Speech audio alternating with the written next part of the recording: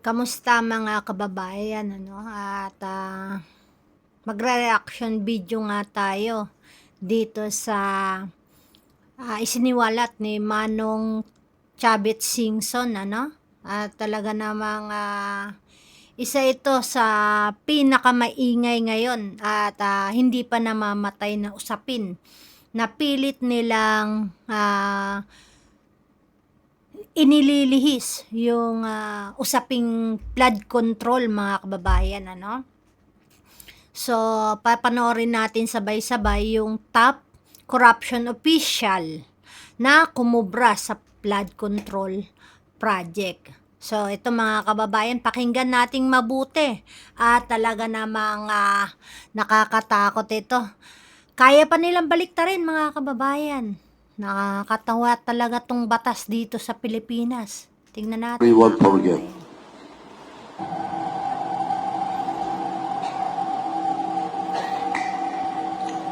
Unti-unting lumalabas ang katotohanan sa flood control project. Corruption started in 2023, 2024, and 25. Gumagawa na sila ng pera noon 23, 24, 25. Pinakamalaki yung 25. Pakinggan natin ang ibang naglakas loob na magsalita sa Congress na dapat gayahin ng iba. Sino po ang unang may responsibilidad? Ang Pangulo. 2023, CAA, sinalauna ng Kongreso. Binawasan ng pondo niya ng halos 300 bilyon. Hindi nangyari yan sa kasaysayan ng mga naging Pangulo sa Pilipinas. Pinabayaan niya, hindi siya kumibo. Yung kabinete niya, hindi kumibo. It's specific yun. 2024, binawasan, sinalauna ng Kongresong ito, 500 billion. Binawasan ng President's budget, hindi kumibo ang Presidente, hindi kumibo ang ating mga kabinete. 2020, Ayan mga kababayan, kung mapapakinggan natin, hindi kumibo ang linaw mga kababayan, hindi kumibo ang Pangulo ng Pilipinas, Kahit na alam niya na binawasan na nga itong mga budget mga kababayan. So tuloy lang natin. 473 billion pati yung mga pondo para sa mga flagship projects ng Pangulo inalis. Kaya na-delay na lahat ng mga proyekto. Hindi pa rin kumibo ang Pangulo. Hindi pa rin kumibo ang kabinete. Number one na may problema, command responsibility ang ating Pangulo. Very specific yan. Pangalawa, pinsan ng Presidente. Ang ating Speaker noon, si Speaker Romualdez, hindi ba sila nag-uusap? Pisang buhay. Maraming salamat, Congressman Nahigaya Rize. Sana maraming gagaya sa iyo, si Manong Chavit po. Okay. Pakinggan pa natin ang isang vlogger para hindi nyo sabihin na ako lang nagsasabi nakapansin. Ang vlogger, pakinggan natin na nag-comment si Michael Cayo para pasalamatan natin.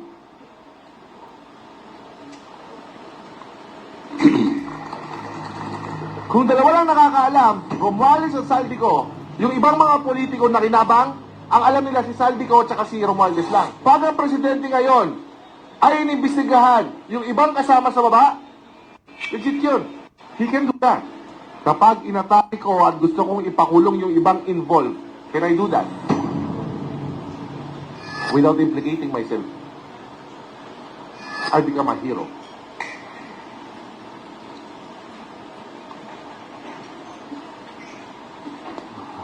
Hindi na ako nagsasabi.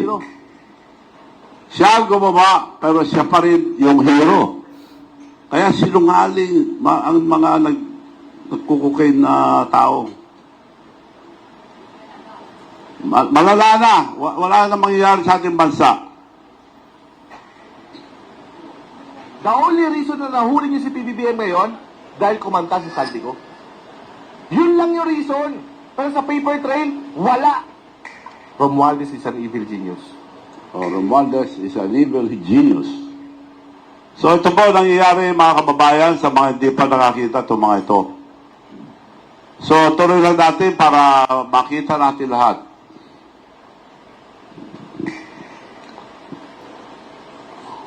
Salamat. Michael Cayo, sana maraming gumaya sa katapangan mo. Manong Chavez Singson. May reklamo ng Pangulo tungkol sa 2025 budget.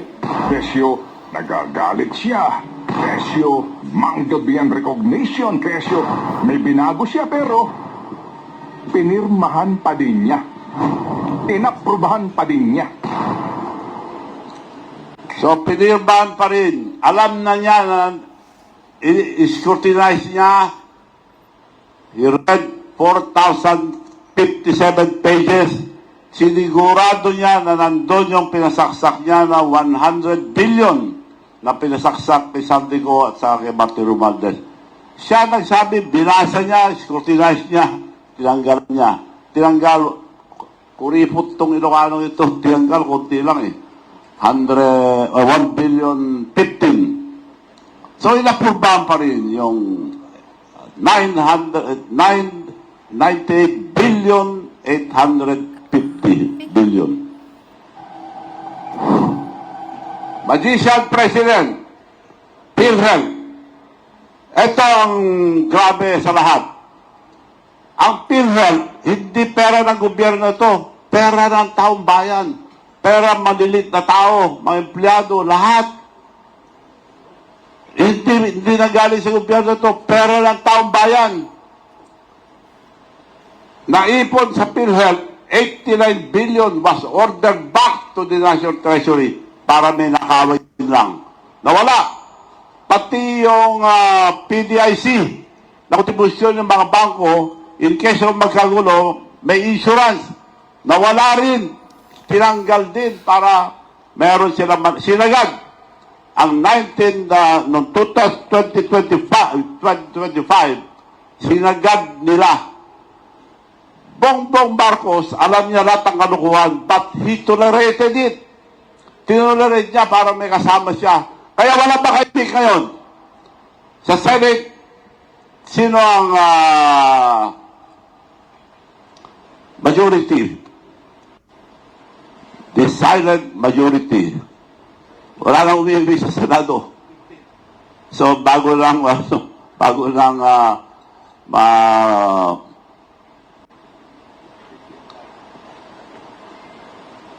ituloy ko ito at 19 billion mas order back.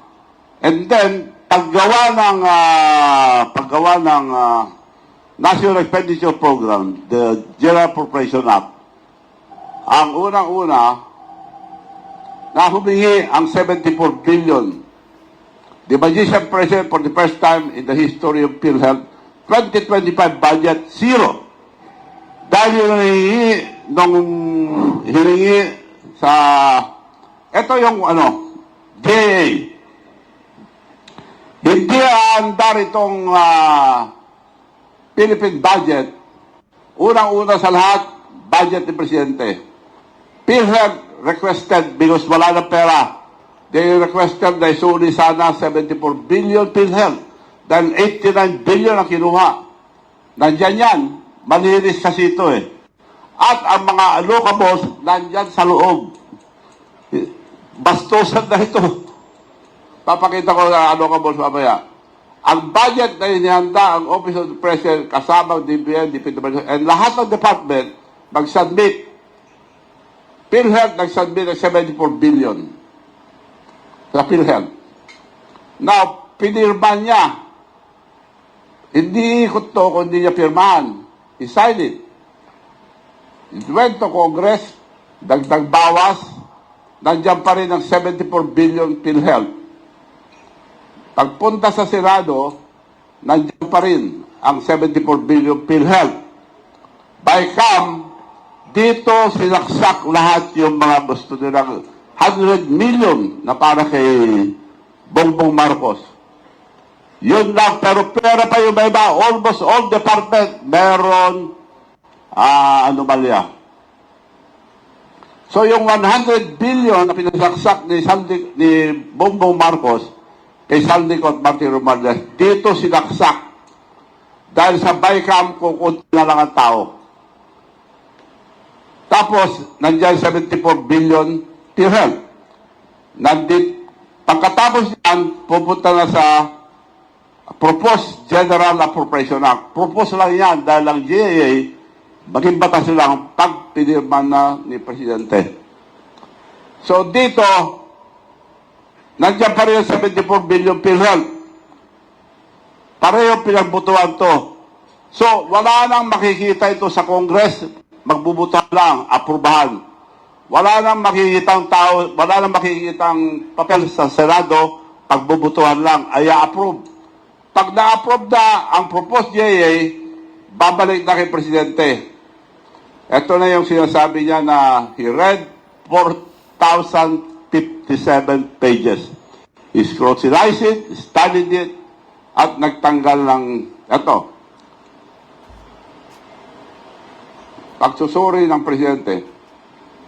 Philippine 6.32 trillion GAA at tinanggalan lang ng 194 billion, ngunit mula sa 1 trillion budget ng DPWH, tinanggalan niya ang 26 billion lamang ang tinanggal.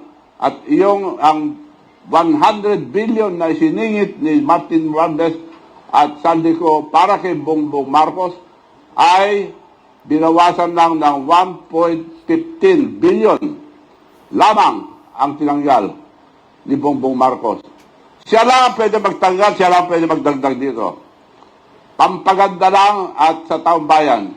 Ibig sabihin, inaprubahan pa rin ni Bongbong Marcos ang 98.85 billion na isiningit para sa kanya. So, he made mention, he scrutinized it, he studied it, he read 4,057 pages. Tinignan lang niya kung nandyan yung 100 billion na para sa kanya. Pinirmahan niya. Naging batas na. So, gano'n ang pang-ikot to. Now, magician ka ako. Now you see 74 billion PhilHealth sa NEP. Now you see 74 billion PhilHealth sa Congress. Now you see 74 billion PhilHealth sa Senado. Now you see sa BICAM 74 billion PhilHealth.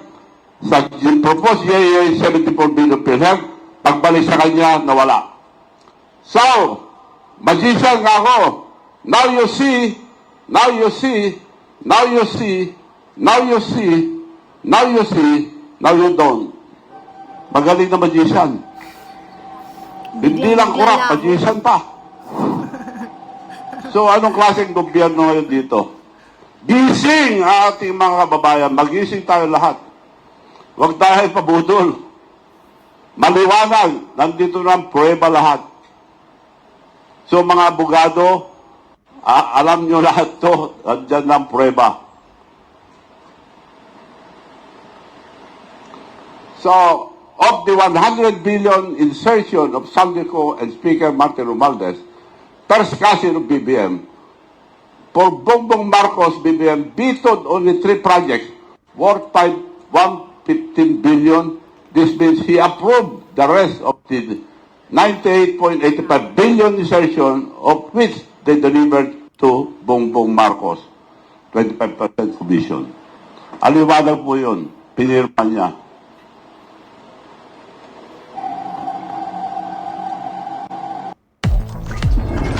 The main idea for Crow kind of came about with the idea of layered defenses. A defender takes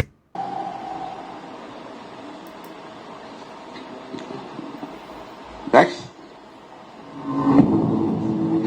Sa susunod na papakita ko sa inyo na ang pera ay makapangyarihan. Magbabago ang tao. Example, Jose Claire Castro, official spokesperson of Malacanang. Talaga si PBBM, grabe ka naman. First time ko siyang nakitang ganyan. Oo, grabe. May pangiti-ngiti pa. Grabe ka, PBBM. Alaskador. Nang aalaska na siya. Nang may ngiti. Diba? Pero, sober. Walang mura yan. In fairness, mga kapatid. In fairness, walang mura. Pero grabe ka, PBBM. Ngayon ka lang namin nakita ng mga kakli na ganyan, ha? Tuloy mo lang. Tuloy mo lang. Ang nakakataka part na ganito, ilan na ba ang advisor ni Pangulong Marcos, maliban sa mga sekretaris niya. Ibig bang sabihin nito, partner? Di ba pag sobrang Yung dami bigla mga kang advisor, nag-switch. ano lumalabas? Wala ka talaga. Wala ka talaga. Wala ka talaga. Wala ka talaga. Wala alam si BBM. Claire Castro nagsasabi. Diba? Ang dami mong advisor, tapos may secretary ka pa, tapos may user ka pa, may ask ka pa and everything. Wala ka Ni talaga. Claire Castro eh. So it's so sad na nangyayari ito sa panahon ni PBBM. So I hope, di ba, sana ito, makita ni PBBM. Daan ng korupsyon. Yes, I agree. Ang MIF, oras na makuha niya, kopya ng bill. Ay talaga? Eh, siyempre, Eh, teka kasi- lang, hindi niya nababasahin? May pirma na lang siya basta-basta? Urgent nga. Urgent. No. Urgent.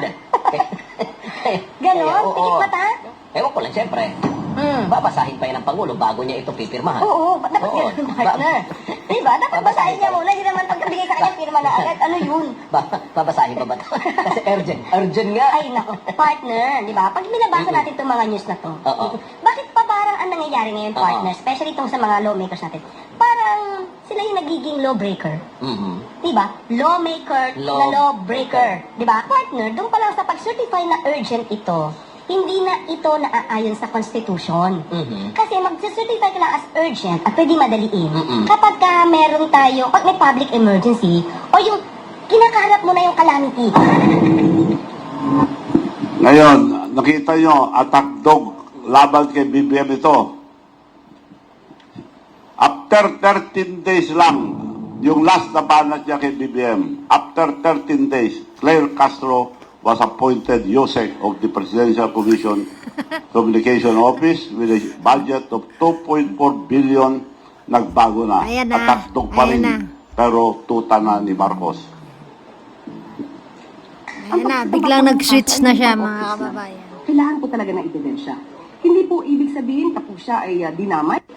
At alam po natin, at alam din po ng Pangulo na siya ay walang kinalaman dito, at saka po mismo ang nagsimula ng pag-iimbestiga ng mga anomalyang flood control projects.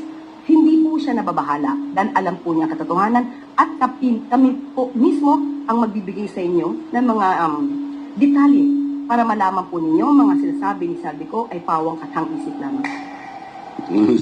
Sinungaling ito, Grabe. spokesperson ng Malacanang. Noon, inaatake niya si Marcos. Ngayon, pinagtatanggol na niya. Ilang days lang yun ha, mga kababayan. Pero tuta na ni Marcos ngayon. So, doon tayo sa Alocobos.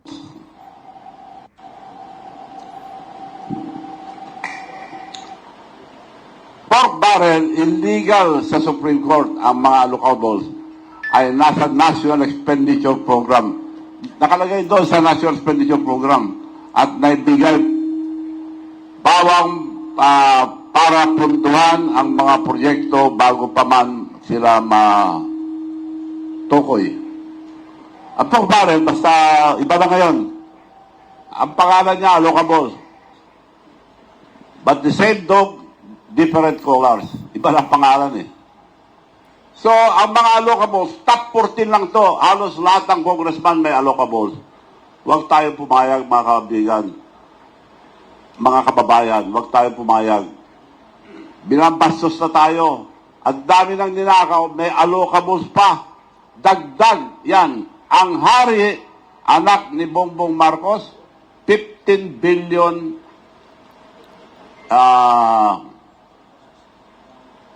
15 billion plus. Almost 16 billion. Number 2, Martin Romualdez. Wala nang hiya-hiya yan. Nakalagay, nakarecord sa NEP yan. Wala na, hindi na tamang pag-iisip dito. So, itong ibig sabihin dito, dagdag lang sa mga nanakaw na pera na ginawa ng this a pork barrel. Pinalitan lang pangalan. So, itong top 14, sila nakakaalam ang mga anomalya na nangyayari sa gobyerno ito. Pagka sila nakakaalam, nakakamoy, bibigyan ng malaki. So, top 14 lang ito Dagdag lang ito sa mga pera na nakuha nila sa gobyerno. Kaya, walang konsensya itong gobyerno ito. PhilHealth zero. Dinakaw nila lahat. Kinuha. Taong perang bayan. Yung PDIC na insurance ng mga bangko. So kung may mangyari, kawawa ang ating bansa. So maliwanag, mga kababayan, na linuloko na tayo itong namubuno na tuliho na dahil nagdudruga. So ayan mga kababayan, talaga namang hindi lang pinangalanan at may picture pa nga ang tabang nitong si Manong Chavit Singson, mga kababayan. Kitang-kita natin yung mga litrato nila at yung mga kasama sa anomalya nga ng flood control, pero hanggang ngayon ay wala pa rin napapakulong na mga big fish kung tawagin.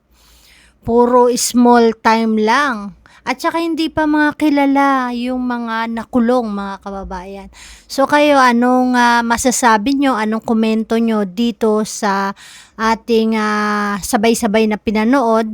At mag-comment lamang po kayo, mga kababayan. Isa rin ba kayo sa sumasang-ayon na hanggang ngayon ay paingayin natin yung flood control na pilit nilang itinutwist sa ibang usapin, mga kababayan, hanggang sa makalimutan na naman ng tao, kagaya na lang ng PhilHealth, mga kababayan. So, ayan po, natatapos na yung ating vlog for today. Huwag niyo pong kalimutang mag-subscribe sa ating channel. And po mga kababayan, maraming pong salamat.